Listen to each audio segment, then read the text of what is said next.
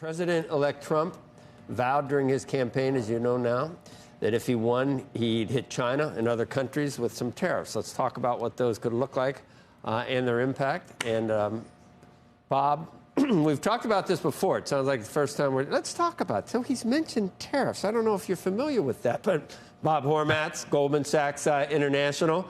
But let's talk about it. Okay, this is great. Move up. And also Nazak Nikakhtar. Is that good? Pretty good. Thank you. Close enough. You are welcome. And Nazak, you were obviously an Undersecretary of Commerce in the Trump administration during the first one, now National Security Law Practice Chair at Wiley Law. Can you make the case, Nazak, that this is going to help in terms of the trade imbalance and not be inflationary? Is it possible to walk that fine line? Absolutely. And thank you for having me. Look, in the first Trump administration, we introduced tariffs to correct for the distortions in the market.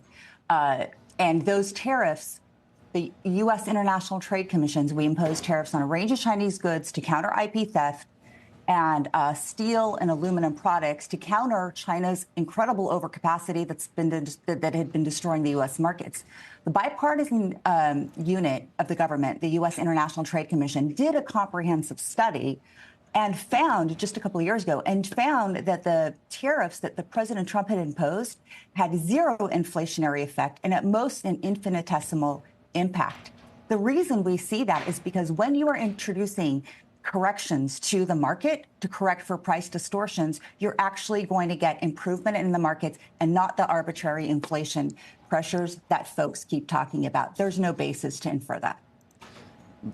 Bob, you have had so many dealings with China over the years. You're fully aware of the positives that we get from our relationship with China and the negatives. Is there any other way to get their attention? Well, let me first say I agree that there are opportunities and there are purposes for utilizing tariffs for what we call safeguards, or if other countries are violating international trade rules or there are national security reasons for it. Those are perfectly appropriate and legal under American law and international law. The issue that I think is going to be broadly important is whether these safeguards are across the board and whether they are for tactical purposes or strategic long-term purposes. In other words, he's going to keep these broad-based tariffs for many, many countries for a very long time. That would have inflationary purposes. But I particularly want to make the point that for specific purposes, they are appropriate and probably don't have very much inflationary impact. With China, the question is going to be, what is his goal? Is his goal to put 50 or 60% long-term tariffs on and keep them on, or is he going to use them for tactical reasons to renegotiate the old trade agreement or to get China to make changes in intellectual property protection? In other words, are there specific objectives that he wants to get by either threatening to impose these tariffs or actually imposing them and then going to China and say, well, if you want to get these reduced or eliminated, then we've got to renegotiate the old trade agreement so it works, which the current one doesn't, or we've got to work on a whole range of other trade issues, and so he would use them as leverage. We don't know the answer to that, but broad-based long-term trade agreements on a whole lot of countries, including our allies, I think would be counterproductive. Specific ones for specific goals have been used, are appropriate, and I'm sure he's going to use them again. Nazak, go ahead.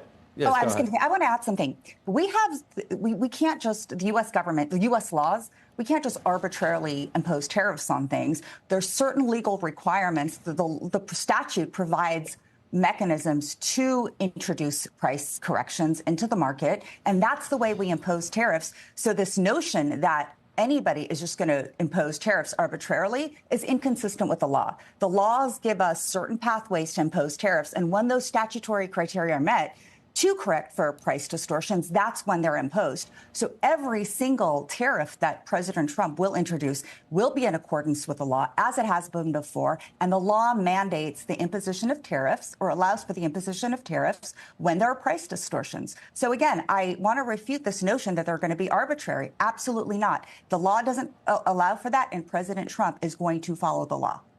Well, that's very encouraging, because the law does, you're exactly right. There's Section 201, Section 301, Section 232, all are within the law of the United States. We've used them before for other countries, and it's perfectly appropriate to use them again to achieve exactly the kind of objectives you want. It's not just price distortion, it's national security issues. It's countries taking advantage of us by surging particular goods in the American market. We have a program for doing that called Safeguards. It's mandated. What he was talking about during the campaign is across the board tariffs in general, and the fact that you've reassured me that it will be done on a specific issue by issue basis under the laws that we've got, and we've got quite strong and effective laws.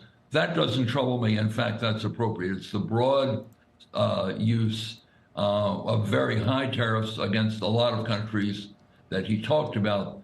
And I'm wondering if he's going to do that or not do that, or if that's a tactic in order to get something. Yeah, we're out of time. We're out of time, Nazak. But the total that has been proposed or worried about in the media, wherever, versus what actually happens, what percentage do you think actually happens? Oh, we only got 20 seconds, but you think 50%, 10%? What do you think? I think, look, the tariffs on China are going to be substantial because of China's overcapacity, industrial subsidies, et cetera. But the other China, stuff. I want to add, China has distorted the global markets in terms of trade of goods. So there's going to be instances where tariffs on the entire global market to correct for those issues will be appropriate. Okay.